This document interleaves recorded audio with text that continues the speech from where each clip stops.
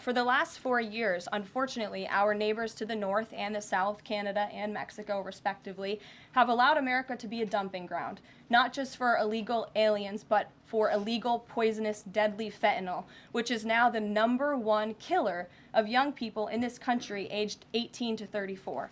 Through the northern border in Canada, in last fiscal year alone, there was enough fentanyl seized to kill 4.8 billion people. And that number is up 2,050% from 2023, the year before. So there's been more than a 2,000% increase in illegal fentanyl seizure at the northern border. Why? Because Canada is allowing that fentanyl to come to the United States. The president sees these numbers, he thinks about the lives that are lost, and everybody in this room, I'm sure, everybody watching at home, everybody across the country knows someone in our lives who has been killed at the hands of this deadly poison. There needs to be repercussions for that. The president feels very strongly about it. But Karoline, respectfully, it's just 43 pounds that were found last year. That's less than a carry-on suitcase. Is that a lot of fentanyl compared to, say, Mexico, where the vast majority of the fentanyl is brought in through Mexico, not Canada? So what else does Canada need to do? Well, I just told you, last year alone, there was a 2,000% increase in illegal